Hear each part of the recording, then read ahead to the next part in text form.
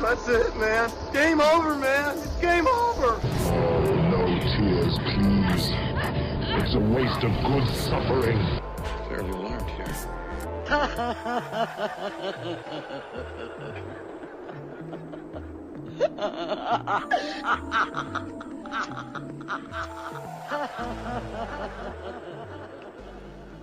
Welcome to Masters of the Nerdiverse presents Random Select.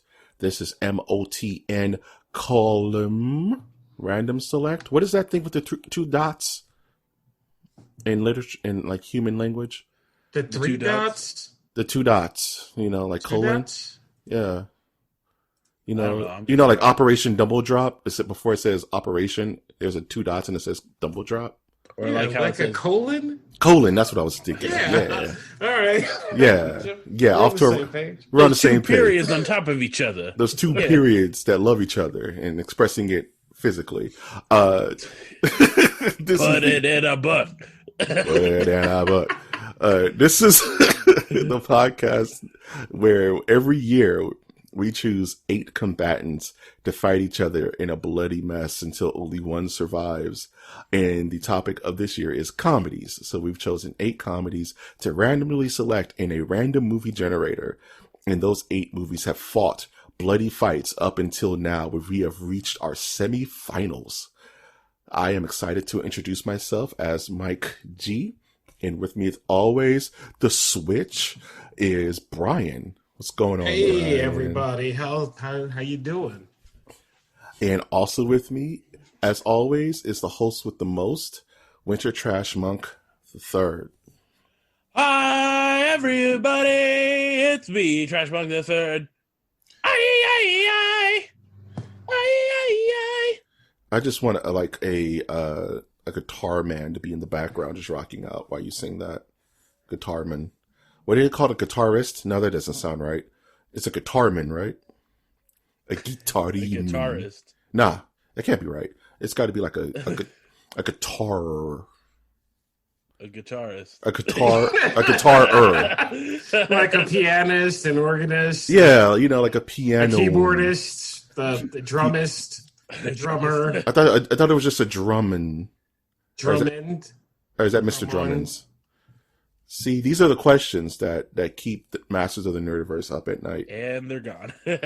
And we lost all listeners. Here we're talking about the semifinals. These 2 movies have survived the circle of death. They survived the ground war and now have reached the second strata of the atmosphere. One of the movies we're going to be talking about tonight is 1999's own Office Space. Classic, man. And it's hard cuts. Hashtag hard cuts. Knife fight in the back alley. I mean, we're going to be talking a little laughs here. So, Yeah, man, we're going to talk about those yucks, What's the opportune weapon in a knife fight? Is it just a knife or can you use a broken shard of glass? in a knife fight, bro, you want to get whatever you can get your hands on, man. Straight up. You don't want to be in a knife fight. That is not a good place to find yourself. Nah, it's not, because knife fights... That's why I left my ex-wife. Oh, no. We're here every, Monday. We're here every week. Remember to tip your waiter or waitress. You know it's not here every week. My wife. My child, she has them on the weekends. Okay, Wow. so Wow. the next... Winter Trash Monk the 4th. He's like, Dad. Dad. He's real grown. Dad. He's real grown and resents you weren't in his life. He's actually a year older than me. He's a year older than He resents you super hard. Why weren't you there, Dad? He's able to grow a bigger beard than me, and therefore I must hate him. He's taller. He must fight you as all sons must fight their fathers at some point. He's now known as Trash. I don't know. I'm just gonna go like X the third, X the fourth. Trash X. Yeah. Did he renounce his name, Doug? Yeah. He just Trash Man. TMX versus DMX, Doug. Man, Man. I must have huffed some acetone before we recorded That's or okay. something. That's my secret cap. I'm always high. Office Space, 1999. Mike Judge classic. We definitely had our fill in regards to talking about how great this movie was on the original episode where it went up against what was the movie that Office Space went up against? Ladies and Germs, if we remember correctly. That was Clueless? No, not Clueless. no, it was not Clueless. That was a lot of hours of movies ago. Beverly Hills Cop. It fought Beverly Hills Cop. DHC, that's right. I fought the law and the law lost. And I The think heat is on. I think Yeah. you picked Beverly Hills Cop, Mike, and then I picked Office Space, and then Brian went, which one's a comedy? And Fair enough. yeah. But the community picked BHC. It sure did. So there you, Bob's your uncle on that That's one. why we're not a democracy in the universe, folks. We are iron-willed dictatorship. We're representative nerdacy. Day. I am the peace ambassador. Office Space, man, about a disgruntled office worker in the 9-to-5 grind, hypnotizes himself to not care so much. The hypnotist dies mid-hypnotism, and he's stuck in the his hypnotized state with just a sense of... That's exactly how I described. Yeah. Your first marriage? That's a... No, that's how I subscribed the film to somebody today, because I was going around work polling people. Ghostbusters or Office Space? Go. Yeah. I need an answer And right someone now. said, like, I haven't even seen either of them. And then you slapped Hey, them. Hey. you know, that's awesome. Were they over the age of like 24? Yeah. Yeah. So, the Okay. person in particular I'm thinking of. Okay. If you're listening to this episode, I was just kidding in the beginning. Don't report me. Don't report me ever. Okay. So with Office. Office Space, You know what? It sounds like that's what Winter's talking about. Is so some office issues. So Office Space is a good transition. And it's- we are going to be talking about like laughs. Like I went through and I kind of did a little final tally between these two movies, and I laughed a tad bit more the second time through watching Office Space, man. it really gets under your skin, doesn't it? It's a slow burn. This movie, it's not hitting you over the head with the laughs because that's just not Mike Judge's style. But it's very subtle and it's just as much laugh a minute as let's say a Mel Brooks film. It's just the laughs are so buried under satire and sarcasm that you really have to. They just hit you later. It's almost like And drinking realism. and realism. Having to do with his buddies. I forgot that his best friend was named Michael Bolton, and he just kept getting tired of being asked if he was related to Michael Bolton. That's funny. I knew a kid in high school literally named Michael Jackson, and he hated every moment of his life. Poor kid. I remember working at a hotel and seeing a Michael Jordan on the registration list, and I was like, "Oh God, is Michael Jordan staying here?" And it was a crappy hotel. Guess what? It was not Michael Jordan. It was Michael Jordan, just not Michael Jordan. It was not the Michael Jordan. The Michael Jordan, Doug. You know what I mean? And that movie, he just has a lot of subtle jabs. Like, I like the descent into madness that the nerdy little dude takes. I can't remember his name. It's like Morton or something like that. Where he and we talked about it before, where they interview him. Milton. Again, Milton. Is that was his name, Milton? Milton. Yeah. He's like, why am I getting interviewed for a job that I already have? It's like these two sub-middle management dudes, and it hurts. This movie hurts so much if you've ever had to work the public sector, you know what I mean? Or the private sector, rather, for like a corporation and had to live half of this movie. It's bittersweet, man, because you're just like, especially if you're still living it. But what keeps you alive in the office is laughter, man. The craziness of it all. These little things like the printer the printer not working. I still love that scene. And I rewatched the beginning of the traffic scene, and I mean, here in LA, I am not looking forward to a day that comes back. So that becomes reality again. Yes, no, like, oh God, it's gonna take an hour to go 2 miles. Dude, that was and will be, that is the once in future traffic right there, man. I've heard also that the air is cleared up in LA. Is that true? It's beautiful. It's 100%. It's a damn it's a damn postcard outside. It's never been this clear. Oh. But it's because no one's outside, so you can't go outside. So it's like we're trapped, dude. But that being said, Office Space is a classic. It's a subtle classic. It's not extremely popular. Like Winter earlier today, you said Ghostbusters are Office Space. What was the percentage of people who actually knew what Office Space was? Okay. Out of the 5 that I talked to, I think 2 of them knew Office Space.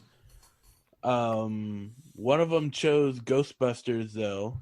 Well, out of the 5, 4 chose.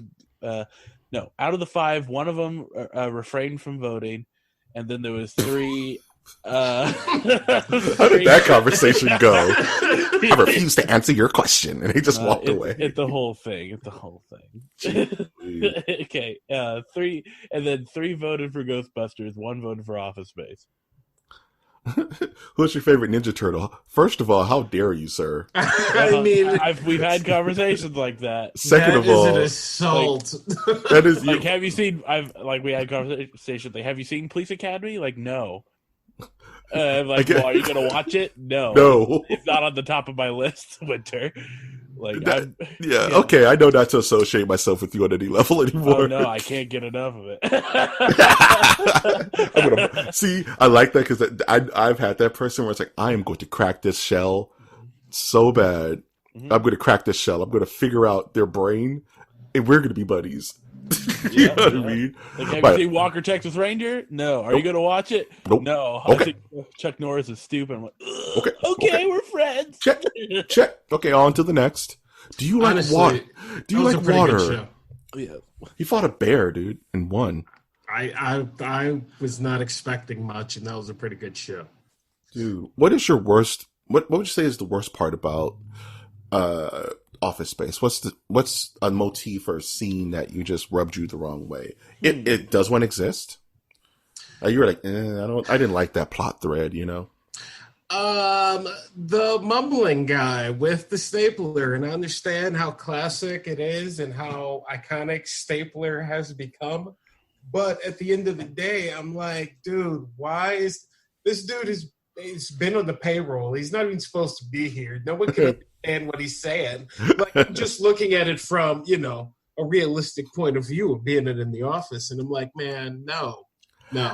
Everybody in every office has that prostate that's just sitting there. That just doesn't do anything, doesn't work. And you wonder how they keep, right? Like, I never seen him make a phone call. I never seen him get up. He's the first one in line when there's free food. He's the first one out the door when it's time to go home. Like, I'm allowed to play my radio as long as I want. I'm allowed to play my radio at a proper volume. Right. That guy, dude. That guy exists in every office. He's like, you know how Freddy Krueger's like every town has an Elm Street? Every office has that guy. Correct. I'm trying to think of something, because that's a good question. If I was gonna try to come up with a like a bone to pick, I mean, we could kind of look into the filming, the directing of the film, where it still kind of falls into like styles that were like popular back then for a comedy, where you have the like cue the music in the background and then like cuts gag scenes, Mm-hmm. Like cue the like rock music and then have like the guy formulaic. Like, yeah. And it's like you see it, like in my mind I'm seeing Dumb and Dumber, they have it, and Good Burger and everything in between.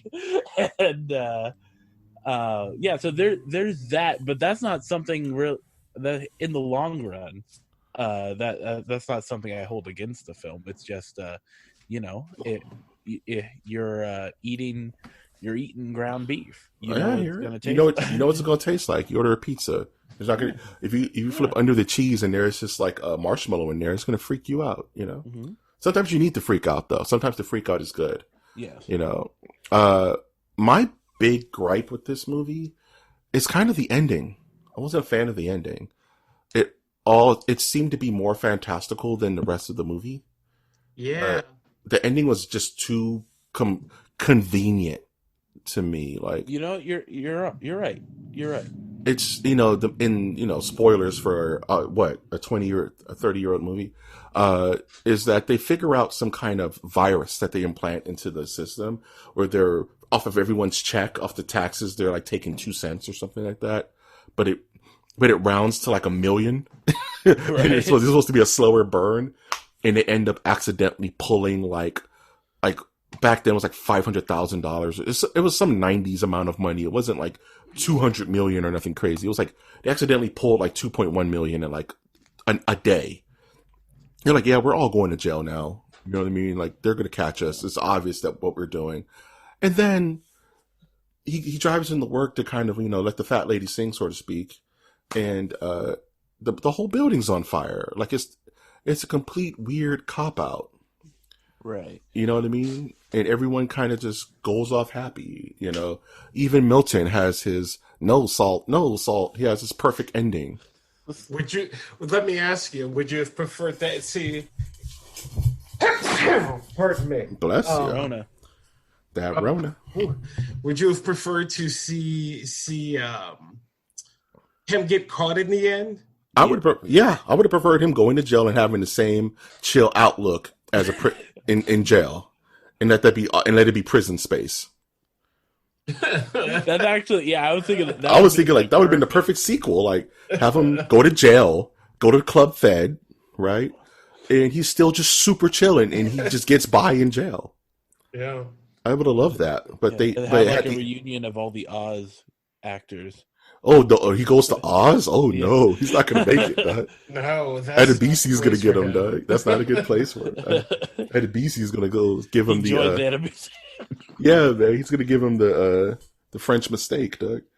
Okay. But I got to tell you, upon a rewatch, one of my favorite scenes was the "Damn, it feels good to be a gangster" scene. 100%. It's the iconic moment of the movie. I mean, watching that again, you're like, man, this is really, really good. And boy, I could do this. Makes you, when he guts the fish and wraps it in TPS reports. Yeah. Damn, it feels good to be a gangster, man. And I would say that the destruction of the printer was the iconic scene, but that's like the second most iconic scene in the movie. That montage of him, tearing down his cubicle wall to make his space 2 times bigger. Absolutely. You know what I mean? And him just getting away with it because they like his can-do attitude, because that's just how corporate would work in that situation. He is a go-getter. He's a go-getter. He's a go-getter. Differently. He thinks outside the boxes, which is what we need at Dunderland Mifflin or whatever. Dunderland. The Office fan is literally throwing Australian Boomerang at me right now. Could there be, if you were going to direct a sequel to Office Space, what would it be? This many years subtracted. I would do a home Office Space and have all those guys working from home and having to deal with family around and stuff like that, and having to deal with Zoom and all that crazy stuff.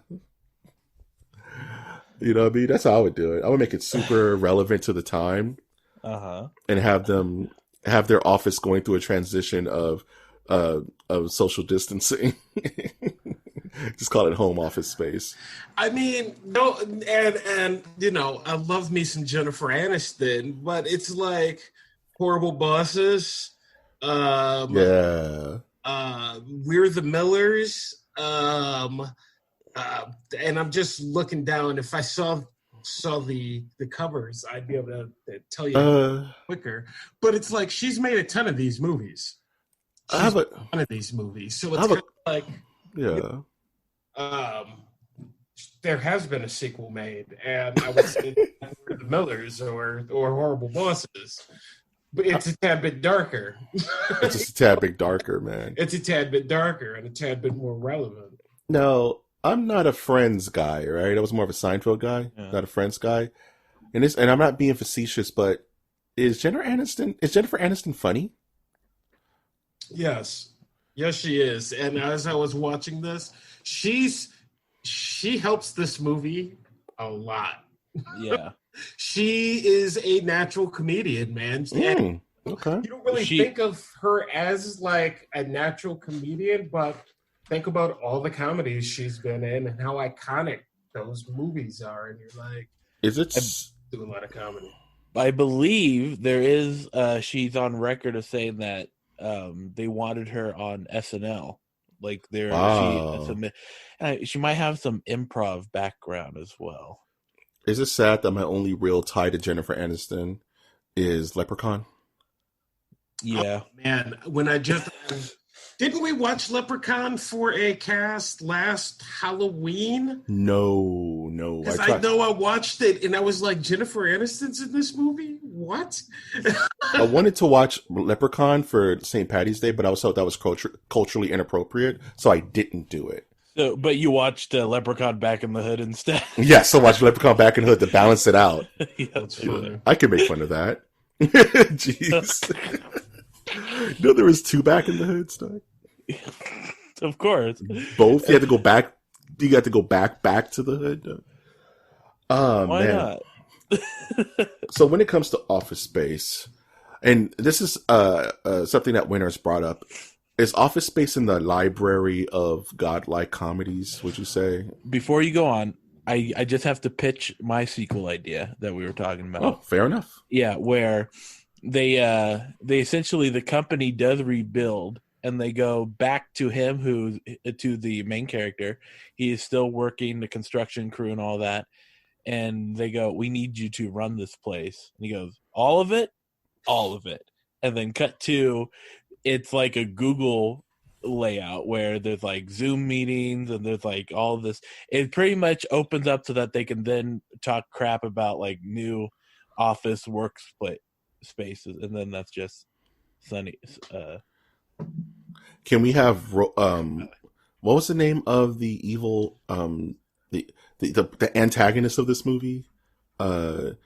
So I'm gonna need you to work over the weekend. Yeah. So this is what's his name? The twist.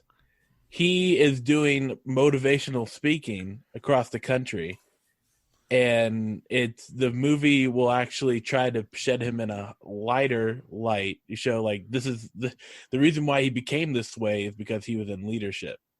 Dang it! I was hoping that he was caught in the burning and was trapped in the basement, and he's becomes a kind of weird phantom that floats around the office. And he has like half his face is all scarred and burned. I mean, we could add it where it's like his hand was melted to the coffee cup, and if they remove it, that's what I'm saying. Like his hand is burnt metal, is burnt flesh melded to the cup. Burnt right on the artery. If we move it, he'll die. So I learned how to play the saxophone because you only need one hand to play that. Yeah, I forget that guy's You're right-handed. He's like, he throws his cape over and throws down a smoke pellet and disappears into the office. Okay. We're going different routes here. My people will contact your people. This is the difference between Ryan Johnson and J.J. Abrams. No, it's up there with like David Lynch or George Lucas. No, how about we keep things normal? Ryan Johnson's like, what if Jar Jar Binks came back as a Sith Lord? This is why we can't have nice things, Ryan. Keep messing things up. Anywho, is this movie comedy royalty or is it just a popper? Where do you think this movie stands? Because comedies are dead now, man. Comedy's dead. There hasn't been a good comedy in like 20 years, dude. Stop! Wow. I'm just saying. Name one. Last 20 years. Amazing. 20 years. What? Dumb and Dumber. That was not 20 years ago. That was more than 20 years ago. Okay. The Hangover? Hangovers, yeah. Bridesmaids? No, I didn't watch it. No.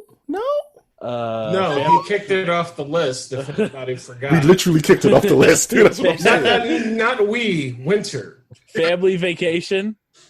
I'm not okay. Way older, man. And no, they did a remake. The remake is absolutely terrible. This dog shit. Dude who doesn't like to laugh. So take it for what it's worth. But that was not funny. In fact, it was insulting. I laughed so hard where the guy's like, "Oh, is that your pet squirrel? Where?" Ah!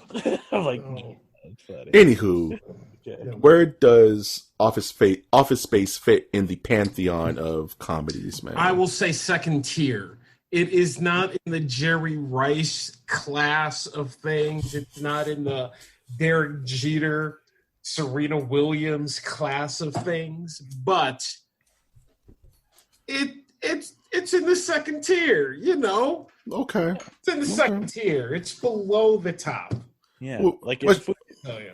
What's your say, winner? If it's turned on, I'm not gonna be like, dude, can you please just turn this off? Exactly. right, like if we're gonna make a Dumbers on, I will be like, can you please turn this off? yeah, if we're gonna make a college, like make a bachelor's degree in comedy film, one of the classes would have to be like oddball comedies or like deadpan comedies or cult classic comedies. And I think it would be in that category, but it wouldn't be in like an introduction to comedy film. I don't think it would be there for that. I don't think it would be in like top Western comedy films. Yeah. But it is something like it's still because it's got that strong backing and like it's a Mike Judge joint. You got to go like you got to see it before you leave comedy college, man. And I will go as far to say I had never seen this movie. I've worked in an office for 20 plus years. This movie's been out since 99. So it holds up because the themes hold up. Mm-hmm. Themes from, you know, the 1970s to the 2030s are going to find this like, oh man, yeah, that sucks, bro. That sucks, man. Like, In my future cubicle, you know what I mean? seriously. Pineapple Express, better comedy that came out. Pineapple Express is an action movie. Okay. All right. With that, With that- Brian. Yeah. He was like, with that, I think this will be a good place to enter into MOTN Masterpiece Theater. All right. Are you guys just, ready to be prepared to be dazzled? You guys want to smash some fruit? So to list the cast, Brian will be playing Peter, and I will be playing Joanna. Peter. I love you, Peter. Peter. Lois. Okay, here we go. I don't think I'm explaining this very well. The 7-Eleven, right? If you take a penny from the tray. From the crippled children? No, that's not the tray. I'm talking about the tray. The pennies for everybody. Oh, for everybody. Okay. Yeah, well, those are whole pennies. Yeah. Right. And what I'm just talking about fractions of a penny here. But we do it from a much bigger tray, a couple of million times. So what's wrong with that? It seems wrong. It's not wrong. Intech is wrong. Intech is an evil corporation, all right? Tchotchkes is wrong. Doesn't it bother you that you have to get up in the morning and put on that pieces of flair? Yeah, but I'm not about to go in and start taking money from the register. You know, the Nazis had pieces of flair, but they made the Jews wear them. What? Look, we don't have to talk about this. Let's just go to the barbecue, all right? Insane. I'm sorry. That's so stupid. That's why I picked it. I loved it. Good line reading, Brian, because that reminded me of that moment. She was like, "What?" She's like, "Don't worry." Like, we don't have to go into this right now. Let's just go. Did you know that the Nazis had pizzas of flair? They made the Jews. That's too stupid. You had a point. Those stupid stars. God. Holocaust. Industrialized murder. That's what the Holocaust was. Speaking of things that'll murder you. Okay. Well, okay. Next I'm sorry. caller. You know, thinking about that just makes me just stare off into the distance and go, "Hello, darkness, my old friend." Ugh. And there you have it, folks. Next caller on the line, calling from North Dakota. The sound of silence. Thank you for tuning in to this comedy podcast. It's so funny. It is great. It's so crazy, guys. We talk about anything. Ghostbusters, 1984. Is its combatant. Office Space is standing in the giant arena, and people start cheering, and Office Space doesn't know what's going on. All you hear is a thump, and the doors explode, and Ghostbusters rushes in, screaming, all green and large and going crazy. And Office Space is like, I can handle this. I can handle this raging beast of a comedy. I fight. Hashtag hard cuts. Can you? Question mark. So when you got a song and it ain't that good, who you gonna call? Steal from Randy Huey Newman. Lewis. I was gonna say Randy Newman. Ghostbusters. I have no problem talking about this movie some more because it's one of my favorite movies of all time. I'm not biased. Parapsychologists decide to become blue collar Ghostbusters. I can't think of any other description for their occupation. They boost the goose, you know? Mm-hmm. Yes, they become Ghostbusters. In New York City, Doug. New York City. Could they put Ghostbusters in any other location than... What is it about New York? Well, personally, I would have suggested, if I was in the writing room, like, Ghostbusters 2 should take place in Miami or California. No, I would like Ghostbusters in the South, like the Bayou. That'd be cool. That's just an hour and a half of, like, country jokes. Nah, man, you get to fight the Yellow King and all the deal with voodoo and all. It'll be cool, man. Hoodoo, rather. Okay, actually, that is pretty cool. Have Dr. John play the ghost. That's what I'm saying, Rest dude. in peace. Rest in peace. What is it about? Is New York just the most magical city in the U.S. of A. because of its history and, you know, Ellis Island and all that? And no offense to my New York listeners, never been, can't say. Here it's fantastic. Here the food's fantastic. I am good with not going to New York City. No, New York is literally Raccoon City right now. New York so State, we're good, but New York City is just a lot of people, man. Yeah. From a small town, so you're talking like LA is quite a few people, and Right. and Manhattan is Ugh. stupid amount of people. I'm telling you, I've been to New York many times. Manhattan, it's a completely different animal, dude. It has all the hipness of California, but all the old school feeling of like Boston, where it just feels old. It seems like a terrible place to have a ghost outbreak occur. Yeah, that's what I'm saying. It's Raccoon City, dude. Yeah, I still don't think it's like the perfect place to have it. It's just like it's just a trope. Like it's the people. It's an iconic scene or a filming location to have for movies because everyone knows what New York is. And it's like I can like tell a story from my childhood where I thought the entire state of New York looked like New York.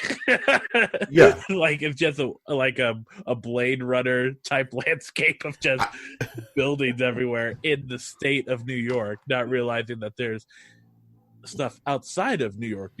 Yeah, like as a kid, you don't know about Albany or Buffalo or Westchester, right? You just think New York is this giant metropolis. Yeah, where they film Maury. That's all. But I'll tell you, Brian, I visited New York as a kid, and I never forget. Me and my dad went to Times Square. We went to 42nd Street to go see Jason Goes to Hell. There you go. My dad was Good one. We went to DC Comics to go pick up some comics, and then we went to go see. It was a very good day. We went to go see Jason Goes to Hell, and as a kid, you look up, you could just imagine Spider-Man swinging through the city. You can imagine the Stay Puft Marshmallow Man just crushing, bulldozing down the town. It's so alive, that city. It's crazy. Like, even thinking about it now, it's like I would literally just imagine the Fantastic Four going by in their fantastic car, because the buildings are so big that it just makes sense. You know what I mean? And with my crazy imagination, New York was just larger. It's a larger than life city, man. I mean, here on Earth 24, anything's possible. It doesn't necessarily have to be in your imagination. Give it I time. mean, we have murder hornets now, so I'm like, yeah, there's a Give it Spider-Man. time. There's got to be Spider-Man out there. He's out there, I'm sure. dude. Ghostbusters, man. The music. Once again, I just want to talk about the music. It's so good in this movie. It's so timeless. The music, of course, who you're gonna call Ghostbusters is always great, but like the subtle music, like dreams. Who did it? Magic. Magic. Oh yeah, there you go. Who did that? So I I have like no that. idea. Jane. I thought it was Prince. Who did it? Magic. I'm not even joking. Okay, I'm gonna look this up while we're talking. Dreams. We have to do Batman 1989 at some point. I don't know why we haven't done Batman 1989 at some point. Anyway, Ray Stantz, Peter Venkman, help me with the third name. Ray Stantz, Peter Venkman, Egon. What am I doing? Egon. And, holy smokes. Holy Who? smokes, who? And of course, Winston Sedmore. These four blue collar dudes who happen to be, well, three of them at least, happen to be brilliant parapsychologists. And they just get this crazy idea, like, we're just going to trap ghosts. And Ernie Hudson, with his small amount of time on screen, had some really good lines. he held his own. He held his own. They only gave him, 6 or 7 lines. But when you go through and you look at those lines, it's like, man, those are some pretty iconic lines right towards the end. Dude, if someone asks you if you're a god, you say yes. Yes. Great stuff. He was like, do you believe in the theory of Atlantis? He was like, if there's a steady paycheck in it, I'll believe anything you say, man. Right. Great lines, dude. Yeah. And he was in back then. It was representation, dude. His representation mattered. You know what I mean? So it was cool to see a black man as a superhero without representation. Yeah. Thank you. Except for I didn't. There was some kind of weird stuff in Ghostbusters 2, but we're talking about Ghostbusters 1 here. Yeah. Sigourney Weaver, drop dead. I've always had a crush on Sigourney Weaver. She's the coolest. She is science fiction to me. Her being in this film gave it a lot of sci-fi credit at the time because she was still hot off of Alien. You know what I'm saying? Rick Moranis, dude. Like it's Coming back. Excited to see that. Yes, I'm so hyped. I've missed that guy for so long. Let's remake Honey, I Shrunk the Kids. Sure. Whatever you want to do, man. Whatever. I'm here for it. I'm here for it. Like, he's one of those actors that I've always missed. And I'm like, okay, he just went out on the top of his game. Honey, I Blew Up the Kids came out. It's like around the time he retired. Like, yeah, I just want to be a dad for as long as I could do that. He's like, all the kids are out the house, so I can act again. I'm like, dude, more power to you, man. But now that he's coming back, I'm like, yo, let's get it. I looked up, by the way, the guy who sang that song. It's called "I Believe in Magic," and the artist's name is Mick Smiley. And apparently, he made that song, one other song that's just titled "Magic," and then he disappeared. He was all about that magic, though. You know what? He probably got a decent paycheck. He probably still gets. I mean, so I knock no one who's the one-hit wonder, because those one-hit wonders are still getting checks, though. And there is a Medium article. Apparently, it looks like a guy interviewed Mike Smiley in 2016. Recent. Yes, it's 9 minutes to read, and I don't have the time for it. Okay, next. Hey, that's a whole nother podcast for another day. What I will say about Ghostbusters is, ever since we watched these films, there are 2 quotes that have been going through my head, and I have to save the next one for next week, ironically enough. The other quote that's been going through my head is, it's the Stay Puft Marshmallow Man. And Bill Murray looks, and he goes, good one, Ray. And it's, dude, that is really, really funny. Because it just popped in there.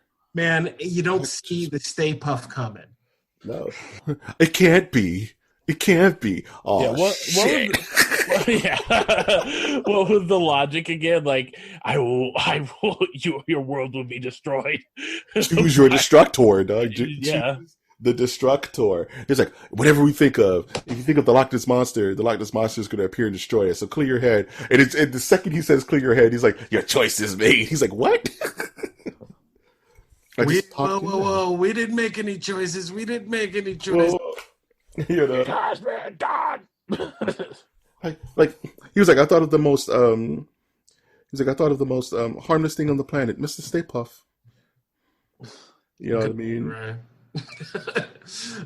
So yeah, it's a fun movie, man, and you know the comedy power is 100% there. Even though I question ultimately, you know, how much of a comedy movie it was meant to be. Right. I mean, and we have a lot of movies that walk the line in a weird way of comedy and action, of comedy and paranormal, comedy and romance. What would you call Clueless? But I think for the most part, because the comedy is so dry in this, it's still a comedy. I think it still should be labeled as a comedy. It definitely works with paranormal overtones. Paranormal activity. Paranormal activity. But you know, I would say that for the most part, the yucks are there. The yucks are just constant. Even at the beginning of the movie, where you're introduced to the old lady, you know what I mean. And, you know, she gets spooked, and then you get that iconic black, red, and white logo. You know what I mean? Fantastic logo. If I saw a sweater that was in my size, and it had that on there, I would just rock that to this day. I would rock a black sweater with that logo on it, and you know, and feel cool, you know. Fantastic logo, man. Dude, with that, you guys want to get into some Masterpiece Theater? Yeah, let's do it. To set the scene, or to explain who the cast is, Peter will be played by, once again, Brian. And hotel manager will be played by a new player into the theater, Mike G. And I will be playing Ray. And the curtain opens. We came, we saw, we kicked its ass. Did you see it? What is it? We got it. What is it? Will there be any more of them? Sir, what you have there is what we refer to as a focused, non-terminal repeating phantasm, or a class 5 full roaming vapor. Real nasty one, too. Now, let's talk seriously now. For the entrapment, we're going to have to ask you for 4 big ones, $4,000 for that. But we are having a special this week on proton charging and storage of the beast, and that's only going to come to $1,000, fortunately. $5,000? I had no idea it would be that much. I won't pay it. Well, that's all right. We can just put it right back in there. We certainly can, Dr. Venkman. No, that's all right. I'll pay anything. Insane. Yeah. That's the best one we've done so far, I think. Because you have Mike G on the mic, dog. Mike G brings it home. I bring home the bacon. The turkey sausage. You got to tell your actors anything, you know, just to get them to perform. Placate me. Just placate me. I am a delicate genius. Yes, we have a similar relationship to, like, Herzog and Klaus. I don't like that reference. That might be a deep cut for anybody. I don't like that reference. Never mind. I kind of get it. Okay. I kind of get it. So, guys, the knife fight has started. 2 blades are out. Who's getting cut, Brian? Who's getting cut? After, you know, a proper debate, it was not just I'm going to just pick Ghostbusters because it's Ghostbusters. I thought long, hard about it, but honestly, it comes down to Stay Puft Marshmallow Man. Dan Aykroyd, Bill Murray. That movie is fun. And if you're looking to sit down with a comedy, no, there's no way you're going to sit down and not laugh at something like that. And I don't like to laugh. So, first round, first cut, Ghostbusters. Ghostbusters, man. And like you said, I wanted to give this some thought because I want to be fair. Because I try to take nostalgia out of this when we're doing these. Yes. It's super hard to do it, right? But you want to take nostalgia out and say, okay, what's the, in this case, funnier movie, right? And pulling nostalgia away, pulling back that curtain. You have Ghostbusters on one end, Bill, like you said, Bill Murray, Dan Aykroyd, Harold Ramis, Ernie Hudson, Sigourney Weaver. I mean, it just, it's not fair. You know what I mean? You're asking, you're asking Trevor Ariza to guard Jordan in his prime in the 23, It's not knocking anything against that player or knocking anything against Office Space. It's just an unfair matchup. You know what I mean? In regards to just how perfect this movie is. It's one of the few movies I would say is absolutely perfect. Or I do have flaws and I do have issues with some parts of Office Space, mostly the ending. Whereas Ghostbusters has a perfect ending. I love this town. Perfect ending. Everyone's having a good time. Everyone's slimed. It's just so much fun, dude. Even the roll scene, everybody's partying. You got Bill Murray. It's Miller time. It's Miller time. It's the best, man. You leave the theater feeling so good. You leave the movie feeling great, dude. It's just a perfect ass movie. When we are allowed back into theaters, and after a short time thereafter, or a long time thereafter, I would go see Ghostbusters in a movie. In a big movie theater with a bunch of people and popcorn, right? For sure. So with that, it's got to go to Ghostbusters. Ghostbusters is literally the bull in the China in the fine china shop. It's too strong. It's just it overpowers Office Space. And Office Space, mind you, these are hashtag hard cuts. Office Space is not. It's to be respected. It's not a slouch. It's not a slouch. It's to be respected. It's a great movie. But hearing that against Ghostbusters, there's few. I'll put it like this: there's few comedies that would beat Ghostbusters. Well, we're going to be seeing about that here shortly, aren't we? And it's hashtag hard cuts. Weirder things have happened. I'm just saying that it's out of these two films, Ghostbusters is the superior film. So that leaves me. Winner! Hey, how you doing? So this is a very interesting situation that we find ourselves in, because these are two fantastic movies. So the things that distinguish from like the things that they do differently, those have to be emphasized because they're so fantastic of a film that that we have to look at those things. I think Brian made an interesting point where it's when I asked would you make a sequel, and he listed a bunch of movies that are it has been replicated, only darker and for a modern audience, we can say. And so Office Space, although it might have been unique for its time, has been replicated.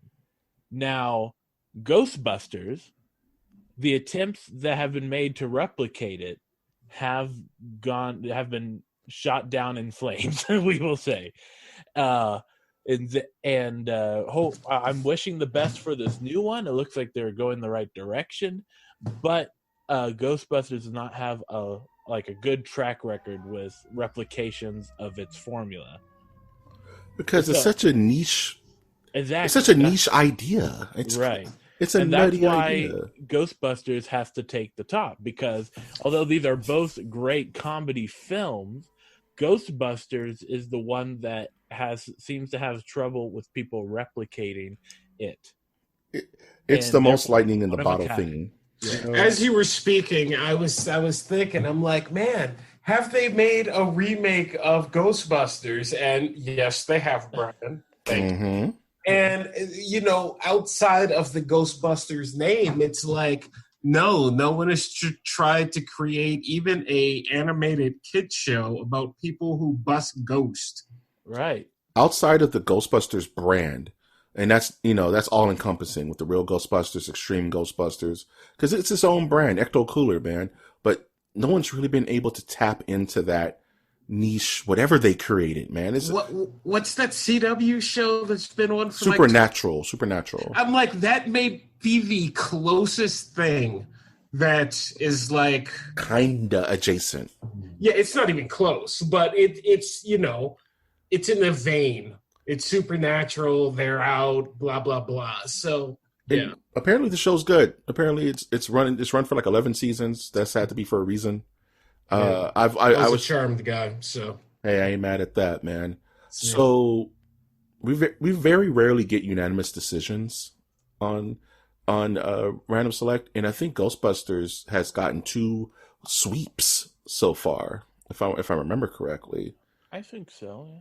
You know what I mean? It What- swept what Austin was it up Powers. against? Austin Oh Powers. yeah, no, it had no chance against Austin Powers. So yikes, right? So No. there you have it. Ghostbusters takes week 2. It takes the semifinals on to the finals. Where Ghostbusters in the finals. it will face off between the winner of Groundhog's Day and Young Frankenstein. That's going to be a hard cut Murray right movie. there. Is it going to be the Bill Murray off? We'll have to see, man. It's going to be a Bill Murray-a-thon, dude. Dude, I have a quote from one of those 2 movies that I have been saying for pretty much every hour on the hour. So can't wait to share it with you. Sweet. Guys, these are always so much fun to do. Where can we find you, Brian? You can find me at Brian J. Wash on Twitter and Wash's Shop on eBay. Dude, find him. What is your premiere item this week, dude? What's the premiere, the chase item, Doug? I mean, I just sold like a stitch and crafting book, so that stuff is fairly popular. Nice. It's like arts and crafts and making things. We're kind of stuck inside. At least some of us are stuck inside. You're in quarantine. Stitch yourself together a plushie of Slimer, dude. Just do it. Please do 2, and I'll maybe buy one depending on the price. If you do, send us a pic and we'll super retweet it, Doug. There you go. That's Get awesome. Hashtag plushie love. Where can we find you, winner? You can find me on all your favorite social media except for TikTok at Trashmonk the Third, Trashmonk III, and find me doing wacky things. Absolutely. Found a post that I made this morning was a song that I've been looking for, or I couldn't remember the name of, or where I heard of it 3 years ago, but it was just in my mind as the one like song that had like a weird distorted guitar in it. And it came up on my YouTube recommended list like last night, and I've been listening to it ever since. So you were listening to a weird, distorted guitar sound. Well, you'll if you listen to the song, it's Marty Robbins' "Don't Worry." It's one of the early attempts of a distorted like a theremin, guitar. like a theremin sound. No, I'm pretty sure actually it's a bass guitar that one of the amp tubes blew up, and it made a weird sound in the recording, and then Marty Robbins like leave it in, and now it's like the whole song is like very like classic like Western, dun, dun, dun, dun, dun, and then you hear bow, bow, bow, bow, bow, bow. I was gonna say, if you want to hear distortion, man, you should listen to some Bush. You'll be good, man. Well, Winter needs the distortion to awaken his heathen eldritch creatures, Doug. He keeps Lord only knows. He needs to awaken them during this time now when the earth is most ripe, Doug. God only knows that the eldritch demons he brings up. If you want more of this content, you can always visit us at our website, which is mastersofthenerdversecast.com. You can always visit us on Twitter, where we will be doing a poll asking you, the Nerdiverse, which of these 2 movies is the better movie? Is it going to be Ghostbusters or is it going to be Office Space? You let us know. We'll love to figure it out and find out. If you want to support our channel monetarily, you can always do so via our Patreon, which is patreon.com/MOTN. And if you wanted to support us non-monetarily, you can always do so by liking our content, by subscribing to our channels, and by commenting on our episodes, because feedback is important. Are we funny? Hopefully. No? Maybe so. If you let us know. And then it will snow in the Poconos, and that's where the wild goose goes. Fellas, it's been always a pleasure. Thanks for having me, Mike. whatever I that was. appreciate it, man. That's great. Bars. Read it in the night. Oh yeah, it's Yeah, gonna the be. chicks dig it. Chicks, girls are watching, guys. We have The to. ones I talk to. Girls are watching. Button up your t-shirts. And with that, I will thank you and welcome you to the Nerdiverse. If this is your first time listening, I've of course been your host, Mike G, and I will always ask you to make those hashtag hard cuts. Hashtag hard cuts.